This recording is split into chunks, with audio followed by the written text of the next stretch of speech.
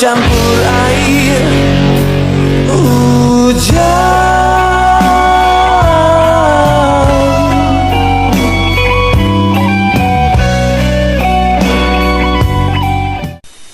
Proklamasi. Kami, bangsa Indonesia, dengan ini menyatakan kemerdekaan Indonesia. Hal-hal yang mengenai pemindahan kekuasaan dan lain-lain diselenggarakan dengan cara saksama dan dalam tempo yang sesingkat-singkatnya. Jakarta, 17 Agustus 1945, atas nama bangsa Indonesia, Soekarno-Hatta. Assalamualaikum warahmatullahi wabarakatuh. Halo semuanya, kami dari kelompok 6. Tugas ini kami buat untuk memenuhi tugas mata kuliah Kewarganegaraan dengan dosen pengampu Bapak Stefri Iskandar, SHMH. Yuk ikutin kita. Hari ini kami berada di salah satu situs sejarah paling penting yang ada di kota Bengkulu, yakni Rumah Pengasingan Bung Karno, yang beralamat lengkap di Jalan Soekarno-Hatta, Kelurahan Anggut Atas, Kota Bengkulu. Ini merupakan saksi bisu bahwasanya semangat cinta tanah air tetap berkorbar meskipun dalam tekanan kolonial. Dalam video kali ini, saya akan membahas salah satu topik utama yakni cinta tanah air dan jiwa nasionalisme dengan fokus utama bagaimana identitas nasional dibangun melalui keteladanan Bung Karno selama masa pengasingan antara tahun 1938 hingga 1942. Kami juga akan meninjau aspek kesadaran hukum dan demokrasi Pancasila yang dipraktikkan Bung Karno melalui aktivitas sosial dan budaya di bumi Rafflesia ini. Perlu diketahui secara historis, Bung Karno tiba di Bengkulu pada tahun 1938 setelah sebelumnya menjalani masa pengasingan di ND selama 4 tahun. Beliau menempati rumah milik seorang pengusaha bernama Jiang It Kam yang disewa oleh pemerintah kolonial Belanda khusus untuk menempatkan tahanan politik kelas atas. Secara yuridis kolonial, status pengasingan ini merupakan upaya untuk membatasi pengaruh politik beliau terhadap rakyat. Di sini, beliau dijaga sangat ketat oleh polisi PID dan diperlakukannya radius 40 km yang dimana Bung Karno sendiri tidak bisa berpergian keluar wilayah kota Bengkulu tanpa izin tertulis dari residen Belanda pada saat itu.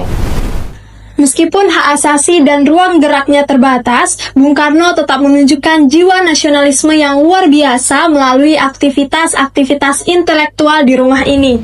Di ruangan kerja tadi, beliau mendalami literatur hukum serta filsafat untuk merumuskan konsep kedaulatan negara agar menjadi fondasi identitas nasional negara kita. Inilah bukti nyata bahwa cinta tanah air tidak hanya tentang perjuangan fisik, melainkan tentang persiapan intelektual dan kesadaran hukum dalam membangun sebuah negara yang merdeka. Bergerak ke aspek sosial, nasionalisme Bung Karno di Bengkulu sangatlah dinamis. Beliau tidak mengurung diri, melainkan aktif berorganisasi dengan menjadi bergabung di Muhammadiyah Bengkulu. Di organisasi ini beliau mengedukasi masyarakat melalui dakwah yang mengintegrasikan nilai agama dengan semangat kebangsaan. Salah satu diplomasi budaya yang paling fenomenal adalah pembentukan panggung sandiwara bernama Monte Carlo. Karena Belanda melarang aktivitas politik secara terbuka, jadi Bung Karno membentuk sebuah panggung teater untuk menanamkan nilai-nilai patriotisme dan juga nasionalisme serta kemerdekaan kepada pemuda-pemuda. Bung Karno sendiri juga yang menulis naskah, melatih akting, hingga mendesain tata panggung kelompok Monte Carlo tersebut. Tindakan ini merupakan implementasi nyata dari nilai gotong royong dan musyawarah mufakat dalam membangun solidaritas sosial di tengah masyarakat yang sedang dijajah. Selain itu, jejak arsitektural beliau juga terlihat pada desain Masjid Jami ini. Ini berarti sikap cinta tanah air yang beliau tanamkan juga tertuang pada pembangunan fasilitas publik untuk masyarakat. Melalui interaksi ini, Bung Karno berhasil menghapus stigma negatif masyarakat terhadap aktivis politik, sekaligus menunjukkan bahwa cinta tanah air adalah tentang pengabdian tanpa batas, meskipun dalam kondisi pengasingan sekalipun. Sebagai kesimpulan, masa pengasingan Bung Karno dari tahun 1938 sampai 1942 adalah masa persiapan krusial bagi kemerdekaan Indonesia. Nilai-nilai seperti kesadaran hukum dan cinta tanah air benar-benar teruji di lokasi ini. Demikian video edukasi dari kelompok kami. Semoga penjelasan mengenai jiwa nasionalisme dari Rumah Pengasingan Bung Karno ini dapat menginspirasi kita semua.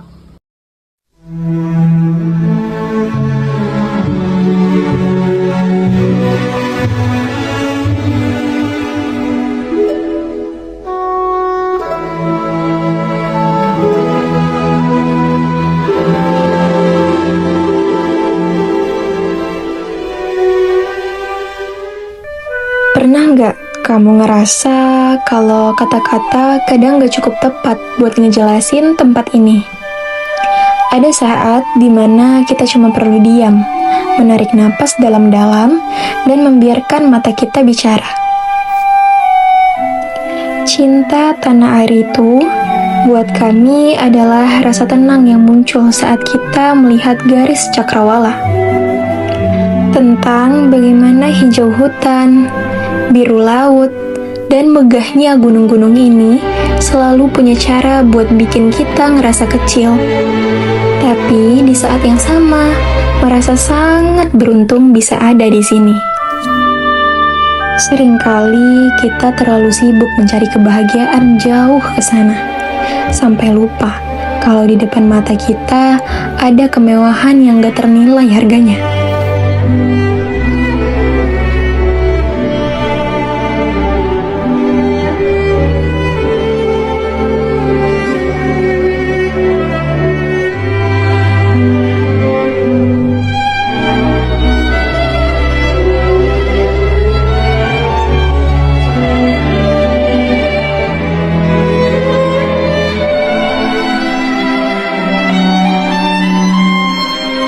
Merawat tanah ini sebenarnya sederhana, cukup dengan tidak merusak apa yang sudah Tuhan titipkan dan menghargai setiap jengkal alam yang menjadi saksi tumbuh kembang kita. Mencintai rumah ini berarti memahami bahwa setiap pohon, setiap aliran sungai, dan setiap butir pasir punya hak untuk tetap ada. Kita adalah bagian dari alam ini, bukan pemiliknya. Jadi, saat kita menjaga alam tetap asri, sebenarnya kita sedang menjaga masa depan kita sendiri. Namun, sebenarnya apa arti cinta pada tanah air? Apakah ia hanya sekadar barisan kata dalam lagu kebangsaan? Ataukah ia sebentuk janji yang tak luntur meski diterjang badai sunyi? Bengkulu, 1938. Di sebuah rumah sederhana, di tengah sunyinya kota kecil, Bung Karno menjalani hari-hari dalam pengasingan. Bagi banyak orang, dinding-dinding ini adalah penjara. Namun, bagi sang Fajar, setiap sudut rumah ini adalah laboratorium pemikiran. Cinta tanah air tak butuh panggung megah. Di rumah pengasingan ini, Soekarno membuktikan bahwa raga boleh dibatasi, namun ideologi tak bisa dibui. Dari sini, ia merajut strategi, berdiskusi dengan tokoh lokal, hingga menemukan cinta sejatinya, Ibu Fatmawati, sang penjahit bendera pusaka. Mencintai Indonesia berarti siap berkorban dalam kondisi paling sempit sekalipun. Rumah pengasingan ini bukan sekedar saksi bisu sejarah, melainkan monumen keteguhan hati. Bahwa jarak ribuan kilometer dari pusat pergerakan tak pernah menyurutkan nyala api perjuangan untuk merdeka. Jika di rumah pengasingan Bung Karno ini kita melihat cinta tanah air sebagai keteguhan dalam kesunyian, maka hari ini mari kita bertanya pada diri sendiri, di manakah letak nasionalisme itu saat raga tak lagi terancam pengasingan? Cinta tanah air bukanlah warisan yang jatuh dari langit. Ia adalah benih yang harus kita tanam setiap hari. Ia hadir bukan hanya saat bendera dikerek ke langit biru, tapi saat kita menjaga kejujuran dalam bekerja dan merawat alam yang memberi kita kehidupan. Mencintai bangsa ini berarti mencintai keragamannya, menghargai setiap perbedaan bahasa, warna kulit, dan keyakinan sebagai sebuah simfoni yang indah. Sebab Indonesia bukan sekedar nama di atas peta. Indonesia adalah detak jantung kita, keringat para petani di ladang, dan mimpi anak-anak di pelosok negeri. Kita tak perlu lagi diasingkan untuk membuktikan kesetiaan. Cukup dengan menjadi versi terbaik dari diri kita demi nama baik bangsa di mata dunia. Karena sejatinya pengabdian terbesar adalah saat kita mampu memberi manfaat bagi tanah yang kita pijak. Kini, tugas kita bukan lagi melawan pengasingan, melainkan merawat ingatan. Dari Bengkulu kita belajar bahwa cinta tanah air adalah tentang memberi, meski dalam sunyi, tentang berjuang, meski dalam keterbatasan.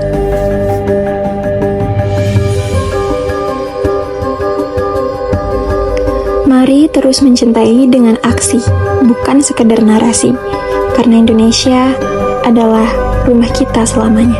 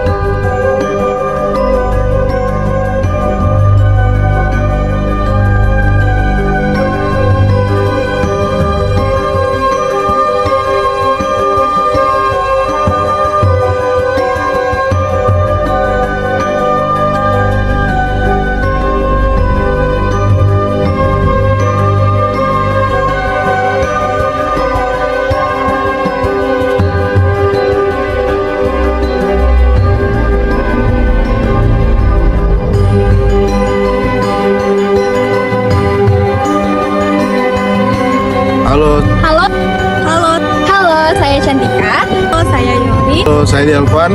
Cinta tanah air merupakan Warisan masa lalu untuk memenangkan masa depan.